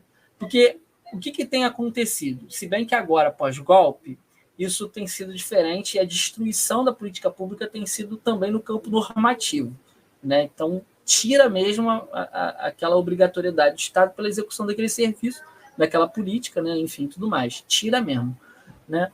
Mas, então você tem ali a obrigação do Estado, né, em ter abrigo para uma mulher em situação de violência. O Estado não garante isso. O que você faz? Aciona, né, o Poder Judiciário. Você judicializa essa expressão da questão social. E aí, o que vai acontecer? Né? O Ministério Público, provavelmente deve ser o primeiro a responder, vai falar: olha, eu não vou nem entrar com o processo disso, cumpra essa parada aí. E aí você vai cumprir essa decisão por via da assistência social. Então, a assistência social aparece aí com essa interface com o sócio jurídico, né? No caso dessa questão, de maneira individualizada. Ela não vai ter a obrigação de resolver o abrigo enquanto equipamento social, comunitário ele não é, né? Mas assim, enquanto política pública. Mas vai ter a obrigatoriedade de resolver aquela questão de maneira individualizada. Certo? E isso é uma questão importante para a gente poder lembrar o nosso trabalho, porque a gente, né, os outros falam que a gente trabalha com garantia de direitos. Eu prefiro dizer que quem garante direito é a luta de classes, né? Quem viabiliza direito é o Estado, e a gente trabalha na perspectiva da defesa de direitos. Então, veja, se a gente não se atentar, a gente vai fazer a defesa do direito daquela mulher. Beleza, acionou o Poder Judiciário, ok, tá ótimo. Né? Individualmente, tá posto. Tranquilo. E coletivamente? Como que a gente pauta, né, isso, porque não é individual? Como que a gente pauta a defesa de direitos, né, de maneira, né, coletiva? né? E aí a gente vai ter que ver como é que está essa correlação de força ali naquele lugar, né? Articular com os segmentos, né, do lugar, enfim, com os usuários e tudo mais. Sempre tentar entender que, olha, o indivíduo tem que ser atendido, mas aparentemente individual, mas não é individual, é coletivo. A gente continua sem o equipamento. E pautar isso, pautar nas instâncias e fora das instâncias, né? Até porque, fundamentalmente, a gente consegue muito mais fora das instâncias do que dentro das instâncias, inclusive, né? Que é a luta. Que é a luta, né? Isso dentro da questão da violência doméstica. Então, tem essa interface. Aonde mais tem interface, e aí foi muito forte durante os chamados mega-eventos, né? É na área da habitação. A área da habitação. Né? Rio de Janeiro e São Paulo explodiu, né? Não sei se Pernambuco explodiu, mas eu lembro de ter tido também algum. Pernambuco está agora com isso, inclusive, com a ocupação dos Correios. Não lembro agora. Tem a ocupação dos Correios, que tá. Isso. Acho que tem quase um mês. Tem a ocupação também em Boa Viagem, que estava para ser. A galera estava para ser despejada, mas o Supremo entrou agora com ação para não ocorrer esse despejo. E tem algumas outras ocupações também. Tem uma ocupação no antigo terreno de um banco aqui, que é a ocupação que fica lá no Barro. Tem algumas também sobre esse movimento. Exato. E aí, assim, né, você tem ali, nesse caso, são, acredito que majoritariamente ocupações por via de movimentos sociais, né? Então aí é uma luta, né, social, coletiva e tudo mais. Mas isso também acontece muito individualmente, né, com ocupações de espaços, né, de maneira individuais por diferentes sujeitos. Só que isso vai virar, né, por exemplo, durante mega eventos, vai aparecer a necessidade, né, de especulação imobiliária, né, enfim, vai aparecer a necessidade de construção de estacionamento. Cara, isso aqui foi bizarro, isso foi no Rio de Janeiro, né? Necessidade de construção de um estacionamento, necessidade da construção de um teleférico, né, aquele teleféricozinho também aqui no Rio de Janeiro, né? E isso vai fazer o seguinte, olha, o sujeito está lá, ocupa aquela casa já há décadas, né? Vem desde a avó, não tem documento, não tem nada, né? Enfim, são áreas favelizadas, né? Enfim, tem um nome técnico, né? Aglomerações urbanas, não sei das quantas. E isso vai parar no judiciário, no Ministério Público e tal, né? Vem o Estado, por via da Secretaria de Habitação, Moradia ou qualquer similar, derruba a casa da pessoa. Derruba a casa da pessoa. Como é que isso aparece para a gente? Veja, né? Sócio jurídico, Ministério Público, Defensoria Pública, tudo isso envolve serviço social de um jeito ou de outro. Não é o principal protagonista, não é, mas envolve diretamente Poder Judiciário e polícias, né? Polícia nem tanto, mas envolve. Envolve serviço social na habitação, na moradia ou na respectiva secretaria, né? E vai parar na assistência social. Veja como que né, essas interfaces. E aí, uma alternativa que foi colocada na maioria das vezes não foi um programa de habitação. Não foi. Porque, por exemplo, aqui no Rio eles tiveram um movimento de escrever na parede o número, né? Número 1, número 2, número 3 das casas que seriam removidas. Lá no Morro, né, da Providência, que é considerada a primeira favela do Brasil, né, foram mais de 2.000 casas marcadas e foram oferecidos 300 casas, 200 casas mais ou menos. O número não fecha, não tem como fechar. E aí, qual é a oferta? Assistência social. E aí, o que a assistência social oferece? Aluguel social. Um aluguel social que geralmente, a depender da cidade, o aluguel social tem um teto, né? A maioria tem um teto, né? Quando tem aluguel social, a maioria tem um teto, né? E aí, esse teto é inferior à especulação que está colocada nos preços dos aluguéis, né? Ao valor que está sendo cobrado pelos aluguéis. E aí a pessoa tem que entrar com uma contrapartida. Ou seja, isso é uma interface do sócio jurídico por via da impositividade, de maneira mais coletiva, mas que vai se apresentar fundamentalmente individual lá, porque vai ser fulaninho que vai chegar na sua casa, né? Não vai na sua casa não, né? No seu serviço. Isso, gente, é a chamada questão social que a gente trabalha, uma expressão da questão social, né? O nosso horizonte está no cotidiano. A estrutura sincrética aqui, ela responde direitinho, né? É o horizonte do cotidiano, então é um sujeito que tinha uma casa, para de ter casa, e a gente tem que tentar dar essa casa de volta, né? Então está tudo dentro da reprodução do trabalho, né? Do capital e do trabalho ali. Os dois andam juntos, a gente sabe disso, né? Um não anda sem o outro, inclusive, né? E que dentro dessas chamadas áreas que a gente vai ocupar, tem tanto o sócio jurídico quanto essa interface com a política pública. E isso vai ser acentuado, gente. Então, por exemplo, Conselho Tutelar, medida de proteção para criança e adolescente. Qual é a medida de proteção? CREAS e CRAS. Ou CREAS e CAPS. Né? Para a pessoa fazer um tratamento, né, psicológico, e para a pessoa participar de serviço de convivência ou qualquer PUPAF, enfim, o que tiver colocado ali para ela proteger, para a família proteger aquela criança. Então, impositividade do Estado, transformação da política pública, né, em punição. Ainda tem esse elemento também, né? E isso envolve, de um jeito ou de outro, o serviço social. O serviço social passa por isso. Pode não ser a referência, mas está ali. Que são áreas, né? Teoricamente, todo creche tem que ter assistente social. Está lá, está no NobSUS. Né? Aliás, todo equipamento de assistência. Teoricamente. Teoricamente não, gente. Normativamente. Teoria é outra coisa. Normativamente, né? Tem que estar lá, assistente social. Todos os equipamentos, pelo menos um. Então, você tem, de uma maneira ou de outra, essas interfaces com o sócio jurídico nas políticas públicas, né? Aí, são áreas extremamente precarizadas. O chamado sócio jurídico. E não é exclusivo do sócio jurídico, né, gente? Mas, assim, estou falando do sócio jurídico, né? Então, você vê, Tribunal de Justiça, né? Tribunal de Justiça, então, a gente já fez, né? A gente sabe aí que a gente vivencia um momento, principalmente pós-golpe em 2016, assim, de terra arrasada, né? Esse governo que está aí agora, inclusive, é exatamente isso, para destruir e acabar com qualquer forma de política social, proteção ao trabalho, enfim, elementos do tipo, né? A gente vivencia aí uma combinação de um liberalismo com fascismo bem bizarro.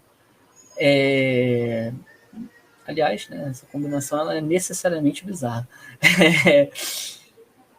Isso vai ter expressões dentro do sócio jurídico e dentro do trabalho do assistente social. Então você pensa, Tribunal de Justiça.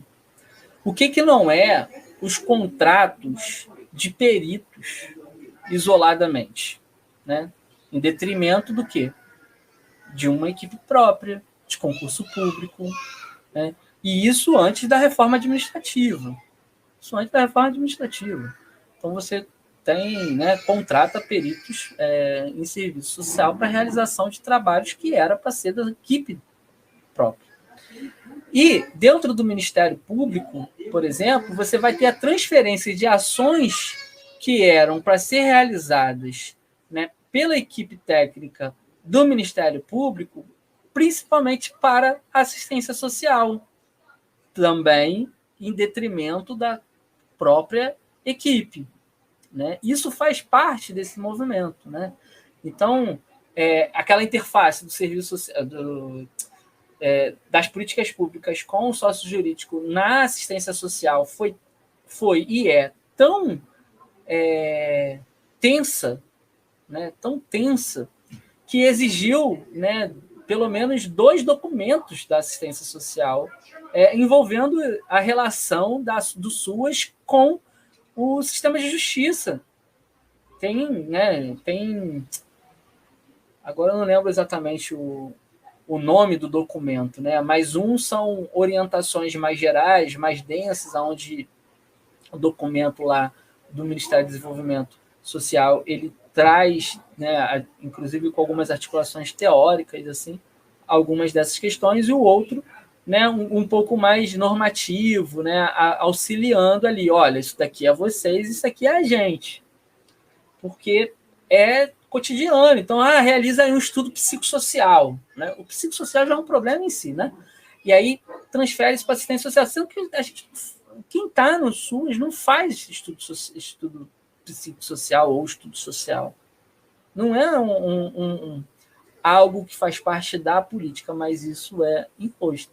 No Rio de Janeiro, a gente tem várias assistentes sociais trabalhando, mas a gente só tem uma concursada como assistente social. As outras são vínculos precários, né? E quase todas com cargos genéricos, para poder ter carga horária maior. Tá entendendo? Eu falei Tribunal de Justiça, pulei Tribunal de Justiça, mas eu esqueci que está aberto, não sei se fechou, mas estava aberto até essa semana, até semana passada, que foi quando eu olhei. Acre, Roraima, algum estado do norte, uma seleção pública para todos os cargos de especialistas do tribunal lá, do Poder Judiciário desse estado. Psicólogo, assistente social, né, enfim. E quem não aqueles de cargo de ensino médio também. Antes da reforma administrativa, tá? E dentro do Tribunal de Justiça. A gente não está falando de área de assistência social, não, que o povo entende como caridade, não. Falando do Tribunal de Justiça. Né? A área que está ali perto da elite. Né? Assim, né? É uma área que está perto da elite. Né? O Polanyi você vai chamar o juiz de classe política. Classe política, agora já nem lembro, até esqueci. Veja, beleza, né? O cara chegou ali desde aquela época lá, 400 anos, 300 anos, né? Enfim, ali, dentro dessa parte, né, aristocrata, né, o funcionalismo público, né? É claro que, assim, né, parece que é uma vingança pessoal, né? Você mexeu com o meu avô, né? Agora eu vou te condenar por isso, né? Não dá para explicar as coisas assim, né? Tu explica dentro da funcionalidade que isso tem, né, para a reprodução do capital hoje, né? Não com 300 anos atrás. Mas foi curioso, né? Essa relação. Então, é uma classe que está perto deles, convive com as classes dominantes e que estão precarizando o próprio serviço. Esse é o movimento do capital hoje. Abriram lá, antes da reforma administrativa, gente. Pode ser uma forma que criaram para poder utilizar lá, né, como uma experiência pioneira? Pode ser, né? E provavelmente vai ser. Porque a princípio não tem outra experiência do tipo. Né? O que vai sair daí? Então, olha como que não está essa precarização. Eu já tinha comentado, né, da transferência da responsabilidade do Estado para chamadas organizações da sociedade civil, né, os programas da área de políticas de segurança pública, né, o sistema prisional, as medidas socioeducativas, extremamente terceirizados, as equipes técnicas, né, metade do sistema prisional da equipe técnica é terceirizada. Então, você trabalhar num lugar aonde, né, há relações de poder políticos e econômicos, né, tal como o sistema prisional, de maneira terceirizada, né, se colocar num nível de... Se colocar não, né? Te colocam num nível de risco, né, extremamente elevado. Extremamente elevado. Né? E, no geral, escassez de profissionais, principalmente nas instituições de segurança pública, né? Nas polícias, nos bombeiros, nas forças armadas, né? Tem uma demanda aí reprimida muito grande para o serviço social. Essa demanda vai aumentar, enfim, porque a gente está em momento de crise, e em momento de crise aumenta a necessidade pelo serviço social, a gente precisa saber disso, vai aumentar, mas dentro do momento histórico, eu acredito que a tendência é aumentar dentro da área da assistência social, porque a gente vive em si um momento de assistencialização, né? Então, tudo a gente quer transformar em assistência, né? Então, eu acredito que essas transferências de ações do Ministério Público vão aumentar, vão intensificar, né? E o que vai exigir mais pessoas na assistência, mas não no Ministério Público, não no Tribunal de Justiça, entendeu? Não nas instituições de segurança pública, né? Por conta dessa perspectiva de assistencialização, porque aí consegue ideologicamente, além de materialmente, né? Mas ideologicamente confundir, né? Mas aí você precisa, para ingressar na carreira policial de nível superior. E aí você faz o curso de serviço social, ingressa como, né, serviço social, como bacharel em serviço social, você não ingressa como assistente social, mas lá dentro você é desviado da sua função, né, que é investigativa, etc., ou seja, ser um policial, para exercer funções de assistente social, né, porque poderia estar sendo realizado contratação diretamente de assistente social, com um plano de trabalho, etc. O que faz com que aquela instituição também não seja obrigada a ter, né, o serviço social na sua organização, com coordenação, né, com sistematização do trabalho, enfim, com todo aquele processo que vai da gestão à execução, né, que não é só execução. Né? Enfim, Antônio, acho que é um pouco disso que eu tinha para trazer aqui, né? Peço desculpa as interferências, mas faz parte, amigo, faz parte. Desse conservadorismo que é próprio das nossas relações de formação social do Brasil, e não só de formação social do Brasil, mas na América Latina como um todo. Esse conservadorismo ele é muito forte, e aí algumas teses, alguns livros também de serviço social vão nos ajudar, como foi citado aqui o Jamerson, que vai discutir o sincretismo e a estrutura sincrética, ele também vai discutir muito o papel do conservadorismo. Tem um livro muito bom, inclusive em PDF, aí quem quiser, na biblioteca do Serviço Social dá para baixar ele, que vai discutir muito essa coisa do conservadorismo, e me lembrou muito a sentença que os desembargadores do Tribunal de Justiça de São Paulo deram em referência àquela senhora que, eu não vou nem considerar isso como roubo, ela pegou comida no supermercado para matar a fome dos filhos e dela, né? R$ 41 não é roubo. E a sentença era que alegava que a índole dela era perversa e que ela já estava em reincidência, então tinha que ser mantida presa por conta de R$ 41,68. Então a gente pode ver nessas ações e nessas requisições que são colocadas pela justiça um espaço de muita contradição. E até uma fala que eu peguei desse documento dos subsídios, que vai colocar que é isso, assim, é um espaço de requisição de manter a ordem, né, e essa ordem institucional burguesa e conservadora que o Brasil tem, e também de tentar garantir direitos, como até citasse, que a gente vai tentar colocar nesse espaço como um garantidor de direitos, né, de execução de direitos. Então é muito interessante essas reflexões, e eu já vou aproveitando aqui os espaços finais, né, desse nosso papo, né? Nesse papo não, essa aula que eu gostei muito, né? Porque é uma área que eu não tenho tanto domínio, né?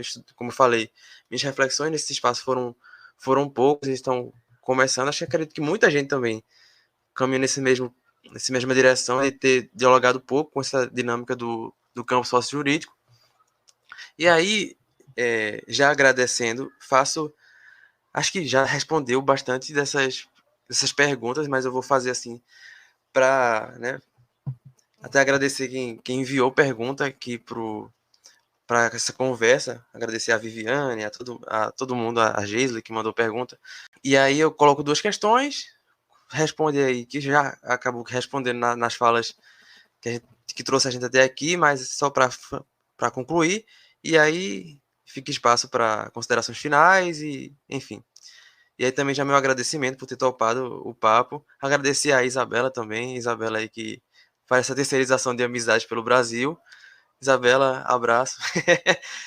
E obrigado aí, João, pela paciência, por ter topado trazer um pouquinho desse espaço do campo sócio-jurídico para a gente aqui. E aí eu vou passar as perguntas. Uma é uma pergunta de Vivi, que é uma amiga querida, que ela fala que é como ver o assistente social nesse espaço, né, que é um processo que trabalha com a culpabilização e o julgamento dos pobres pela sua própria condição de pobreza.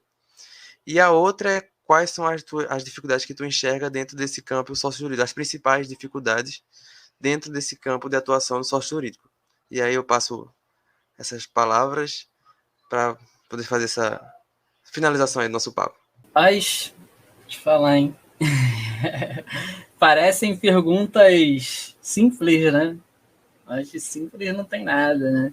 E é curioso, né? Às vezes a gente fica com vergonha de fazer pergunta, e aí lança uma perguntinha assim, você pode fazer essa pergunta aqui boba, né? Ingênua e tal. O negócio dá um assim, pano pra manga, né? Enfim, assim... lá na graduação eu tive a experiência, né? Você falou que fez o tripé da Seguridade Social, né? Aqui foi optativo na minha graduação. A gente discutiu política social, né? 1 e 2. E aí, dentro da discussão de política social, a gente trabalhou com as definições, conceituações e tal, e depois foi estudar estado de bem-estar social. Né? Então, assim, tipo, eu acho curioso essa forma como a gente estuda, às vezes, as políticas sociais no Brasil, porque não estuda o Brasil, assim, fundamentalmente, né? Vai estudar a Europa. E o que é curioso é que a gente estuda a Europa, eu não escutei. A gente estuda a Europa, mas não estuda a União Soviética. Uhum. A gente não estuda México, que tem a experiência, né, anterior ao Estado de Bem-Estar Social. Sim. A gente não estuda a Comuna de Paris, que é, né, a protoforma da Previdência Social. Né? Então, assim, enfim, são escolhas um pouco eurocêntricas e beijando o anticomunismo, inclusive. Uhum. A gente aqui também teve essa cadeira Política Social 1 e 2, e aí depois tem Política de Assistência, Política de Previdência, Seguridade Social e tem também a Política de Saúde. Então, lá não tive. Assim, não tive. Pegou Seguridade Social, mas assim, foi na legislação, na disciplina de legislação social e direito de legislação social, alguma coisa assim. Mas aí, para trabalhar junto com uma infinidade de legislação, uma disciplina, não dá. Essa era obrigatória. E, deixa eu lembrar. E na Política Social 2, no finalzinho, deu assim, muito por alto a Seguridade Social no Brasil, mas era assim, uma unidade, entendeu? Da discussão de política social. Não era uma disciplina da política social, enfim, de Seguridade Social. Né? E dentro das optativas, na época que eu estava, né, é um curso novo também, né? Mas a gente queria mudar o currículo, né? Não sei se mudaram agora, como é que tá. Só teve saúde pública, né? Eu fiz. Só teve saúde pública. Não teve assistência nem previdência. Né? Então, uma coisa. Essa questão da judicialização do BPC que você falou é uma coisa curiosa. Veja como que é o direito, né? E a gente precisa entender o processo. Se o usuário fez a inscrição, agendou o processo por qualquer questão, isso está sendo postergado institucionalmente, isso tende a não ser reconhecido como violação de direito. Tá ligado? Tipo... E isso é funcional para esse processo que a gente está vivenciando. Porque é isso. Precarizou, e a parada vai sendo jogada para frente e vai adiando, entre aspas, a solução, né, daquele, né, da situação que a pessoa está vivenciando ali, né? Ela está vivendo relações sociais de pobreza, assim. BPC quem pede é pessoa muito pobre, né? E aí como é que tu faz para judicializar isso? Não é simples. Não é simples. Não vai ser em todo lugar que vai ser considerado. Então tu tem que ler jurisprudência, uma coisa que o assistente social não faz. Muito mal ler a lei, né? Mas aí não vê jurisprudência. Então, por exemplo, eu estava com uma situação de adoção, né, que o tio queria adotar a criança. E aí o advogado falou para mim, olha, a lei não permite. A lei não permite porque família não pode adotar, não sei o que lá. Eu falei, olha, né, que aí teria que pegar a criança, colher a criança, bota num abrigo, e não sei o que lá, e abre o processo de adoção, e entra na fila, blá, blá, blá, blá, né, aquele processo da adoção. Eu falei, olha, saiu, tem uma jurisprudência recente, inclusive, né, do STJ, se eu não me engano, STJ, não é nem STF, STJ, que fala o seguinte, olha, família colateral pode sim fazer adoção sem esse processo todo, né, convencional da adoção. E aí a gente conseguiu fazer com o processo. Então, assim, é um lugar, eu estou na assistência, né? A gente precisa entender como é que é essa dinâmica. Né? É o que eu falo para o advogado, olha, eu não quero saber o que está na lei, eu quero que você encontre argumento jurídico para defender o que eu estou achando, porra. Entendeu? É o que eu falo para ele, tu tem que estar a serviço do povo, né? Serviço do que está na lei. Vai encontrar, pode caçar que vai encontrar. Né? Eu falo isso com ele e fica rindo, né? Tipo, João, não é assim, não é assim, tem que ser assim, pô. Entendeu? Aí ele fica coisa, a gente fica rindo. Que bom, eu tô acompanhado com um cara progressista, assim, né? E é o que eu falo com ele, olha, deixa a política comigo, o jurídico vem com você e você tem que me defender. É para isso que tu tá aqui. Ele fica rindo, entendeu? Ele fica rindo. Então é uma coisa que a gente não costuma fazer, entendeu? A gente deixa se pautar. Aí já entrando nos principais desafios, a gente deixa se pautar. Entende? A gente deixa o anel de ferro, que o José Paulo fala, nos aprisionar de tal maneira que aí caímos num fatalismo. Aí Marilda estaria perto de estar certa. O principal diferencial da teoria social crítica está na proposição, em termos de trabalho profissional. Está na criatividade. Então, ou seja, está em pautar o debate. Esse é o nosso principal diferencial, em pautar um debate. Então, o principal desafio aí no sócio jurídico ou em qualquer outra área é pautar o debate. Não se deixar ser pautado. Não é cair na armadilha da resistência pela resistência. É em ser ousado, ousada para avançar dentro dos limites institucionais. Dentro dos limites institucionais, porque a gente está falando de uma profissão. Né? Mas esse é, para mim, um dos principais desafios que a gente tem. É pautar o debate.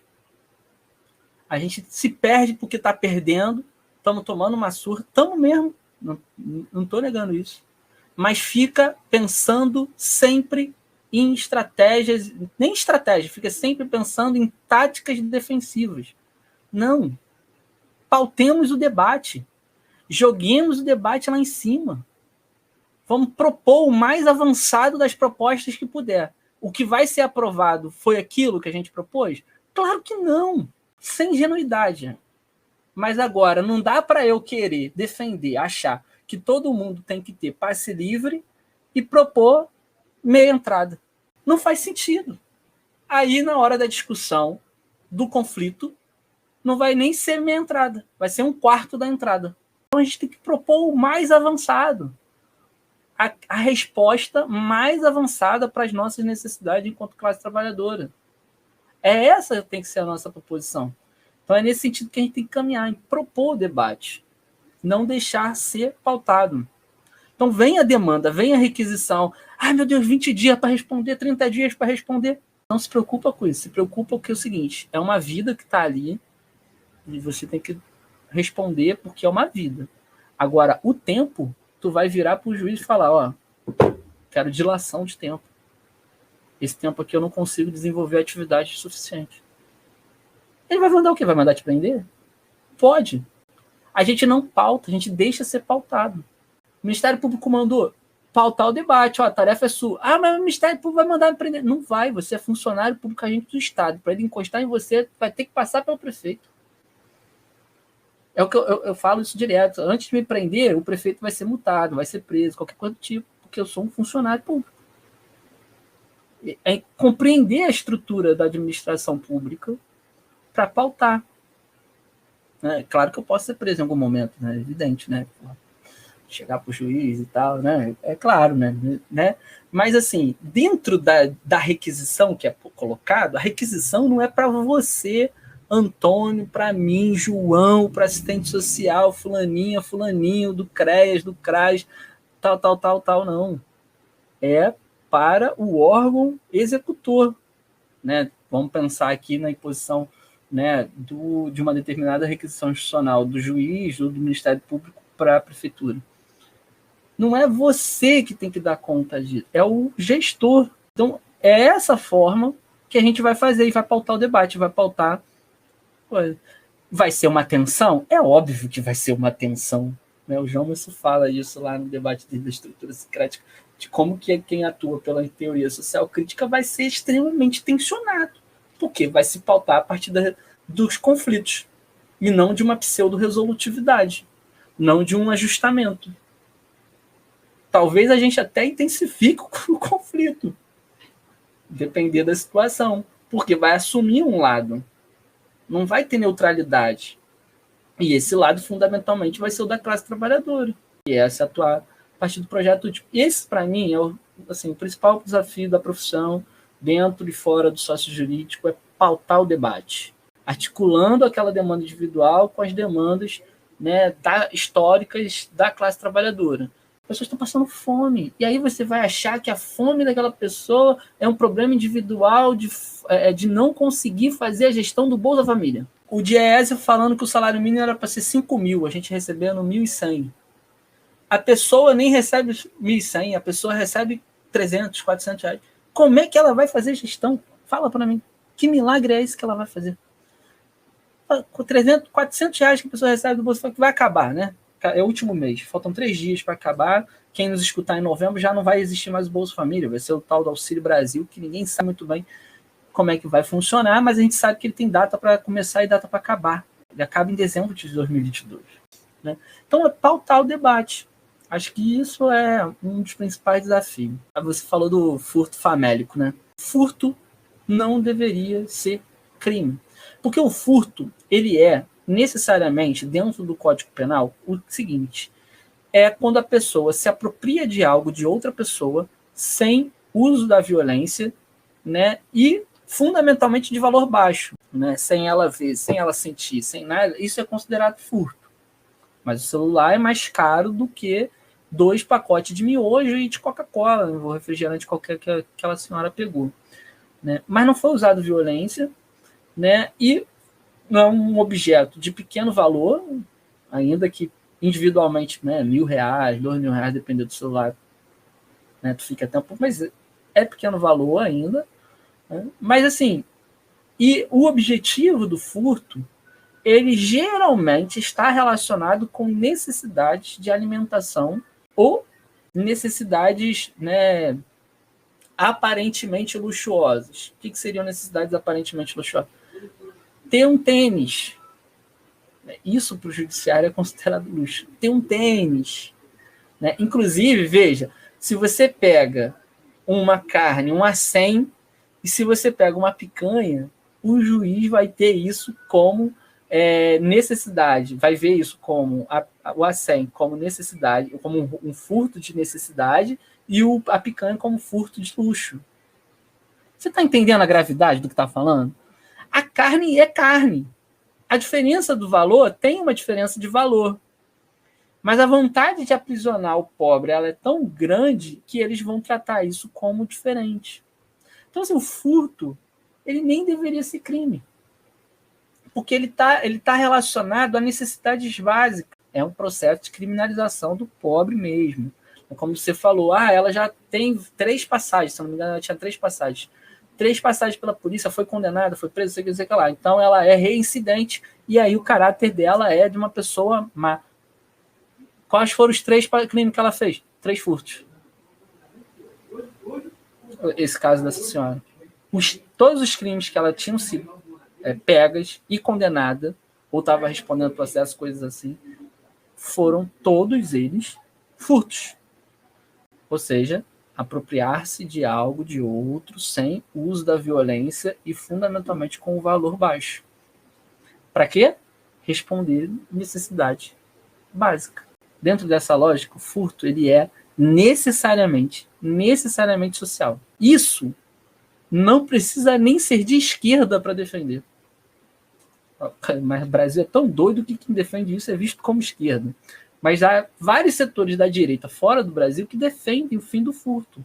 Como eu vejo o assistente social que atua nesses espaços, né, de julgamento, culpabilização, né, eu até brinquei com o Antônio, né, o que não é a política de assistência social, gente? O que não é a política de assistência social?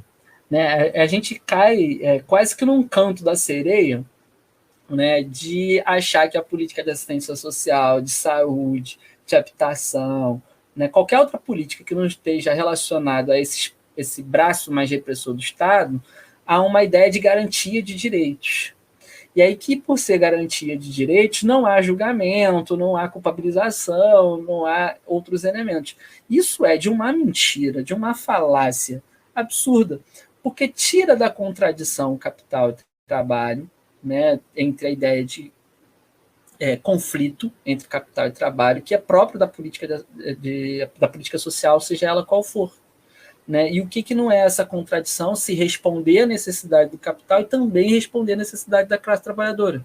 Você precisa responder necessariamente essas duas necessidades.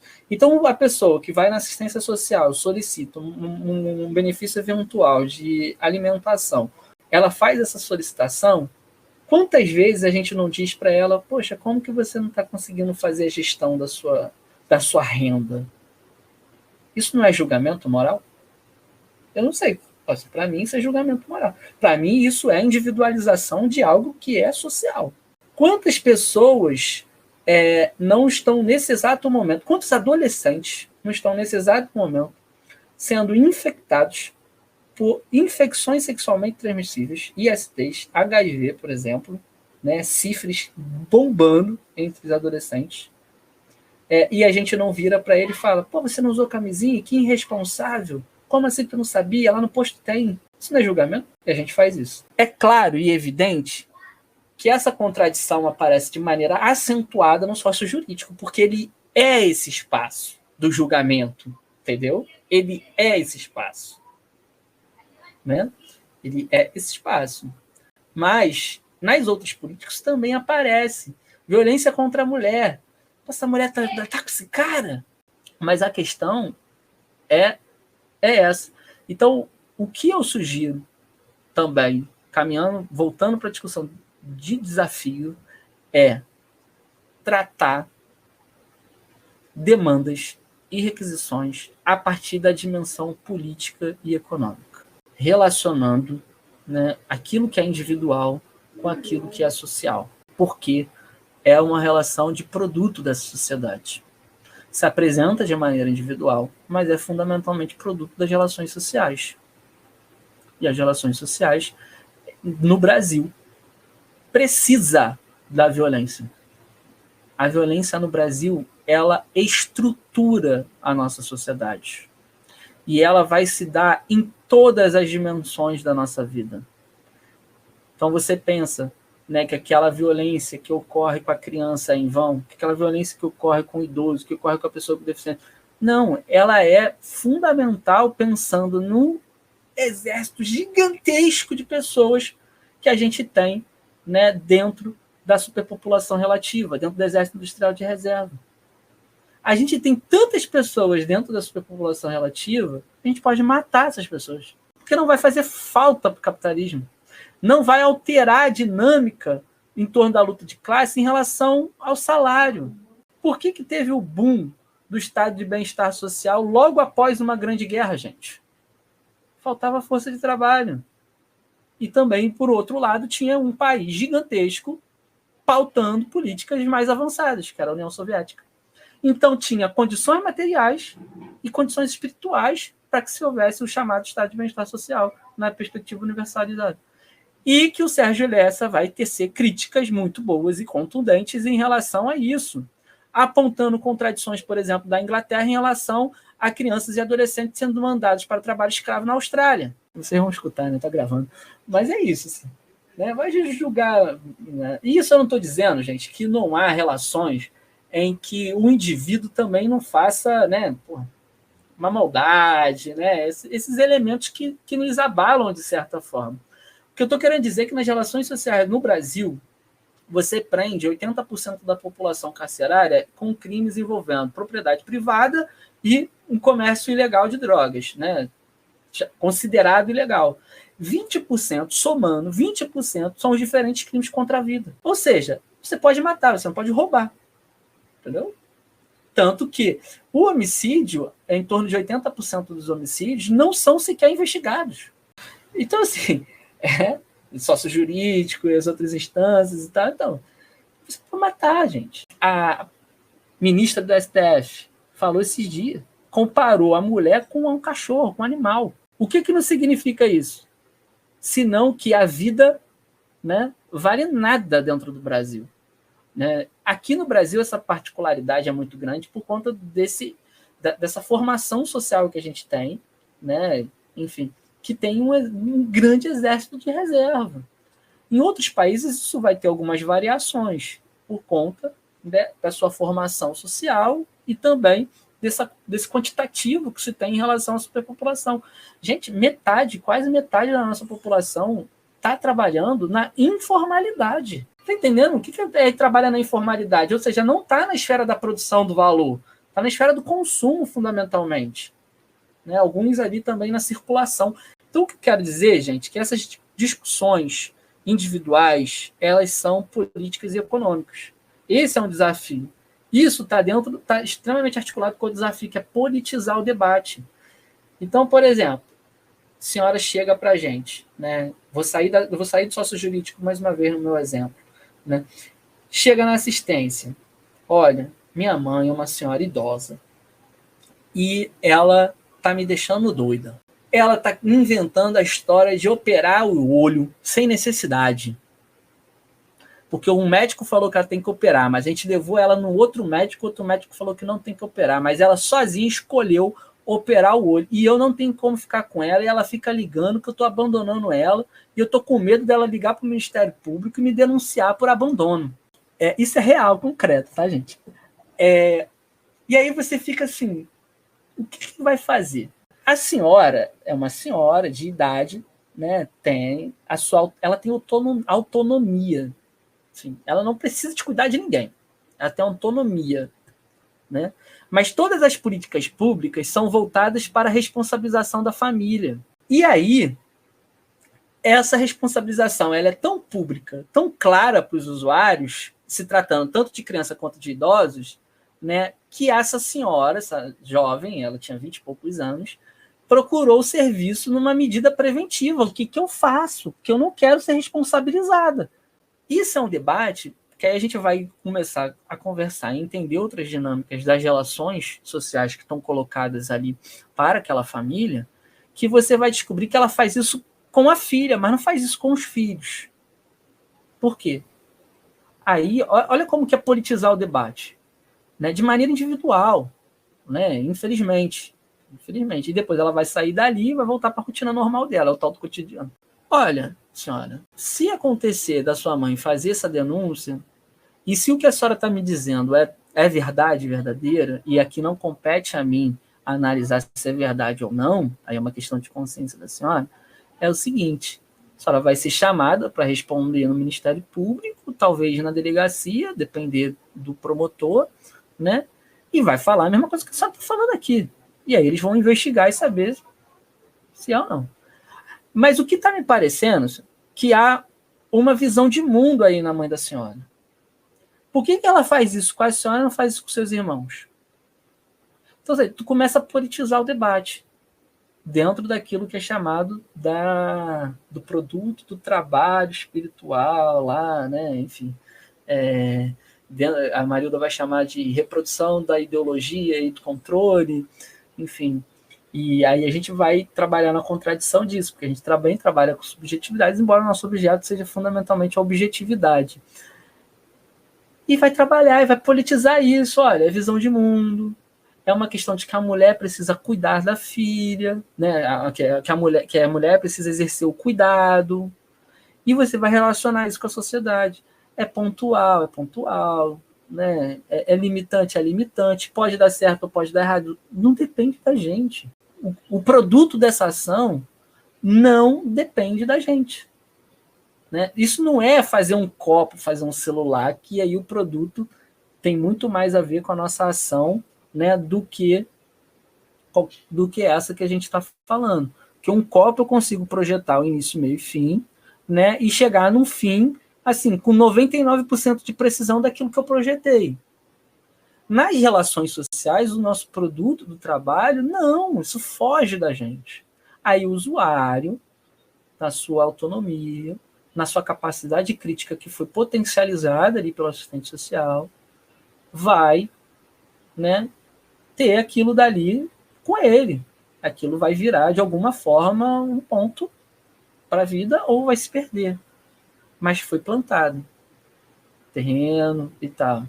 Então, politizou ali. No grupo, né, em vez de a gente pautar um curso de gestão financeira, por que a gente não pauta um curso, né, de debate sobre política econômica? Ou já que é para pautar um curso porque a administração está obrigando a gente, porque também acontece, obrigando a gente a pautar o curso de gestão financeira, inclui ali, né, um debate sobre economia política, que aí é autonomia técnica. Ninguém está invadindo a sua autonomia técnica. É você e o usuário. A autonomia relativa, que aí a Marilda é a principal referência. Né? Aí a Marilda ela é a principal referência. Né? O Zé não entra nesse debate porque o Zé não atuou como assistente social. Né?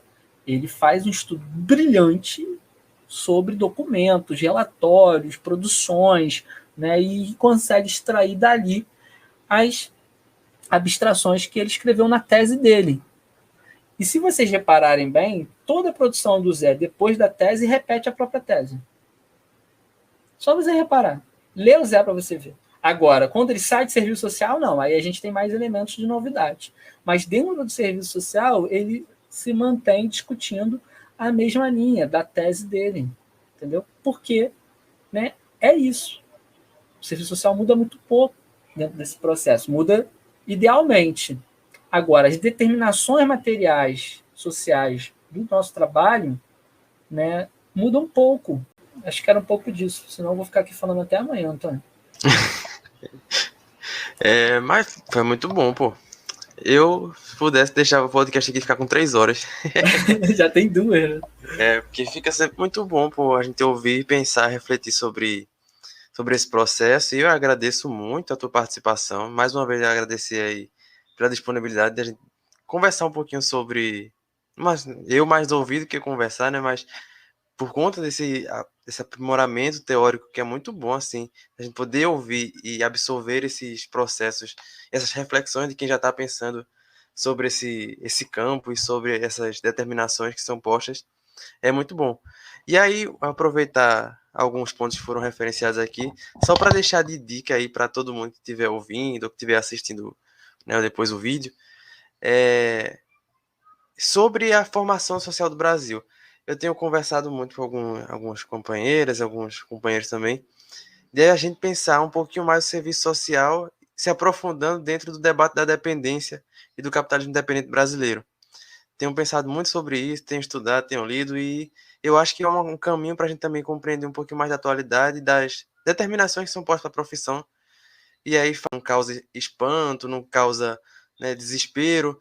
E aí tem alguns autores que são muito bons para a gente compreender isso, o Clóvis Moura, o debate da dependência em si, com o Teotônio dos Santos, a Vânia Bambirra, o Marini, e também debatedores públicos que a gente vê aí, já que você é comunista do PCB, a gente tem a figura do Jones Manuel também, que tenta trabalhar um bom debate assim, sobre a dependência também do Brasil, aí trazer esse debate para o público é muito bom. Então é para a gente pensar também, refletir um pouco mais, que vai também nos ajudar a refletir também sobre esse processo dentro do campo sócio-jurídico e das demais políticas públicas também. A gente entender também o nosso processo de confirmação dessas políticas sociais no Brasil, porque são diferentes da Inglaterra, ou sei lá, da Suécia, da Austrália, enfim, de compreender essa dinâmica, né, desse desenvolvimento social desigual e combinado que a gente vai ter. Então, é isso assim, no mais dessa conversa. Adorei o papo aqui e de eu poder ouvir esses traços do campo sócio-jurídico e também das demais políticas sociais, né, porque ele não se refere único exclusivamente ao campo sócio-jurídico. Agradeço a João, agradeço quem ficou, quem vai ouvir até esse ponto aqui no final. Espero que todo mundo tenha gostado, que siga as redes sociais lá de João, profissional de luta no Instagram. Deixa aqui o recado, né, para todo mundo procurar lá. E também siga o podcast da Virada no Instagram, acompanhe nas diversas plataformas de áudio e também agora no YouTube. Valeu, agradeço a todo mundo. Até o próximo episódio. Fica de olho aí nas redes sociais e valeu! Tamo junto.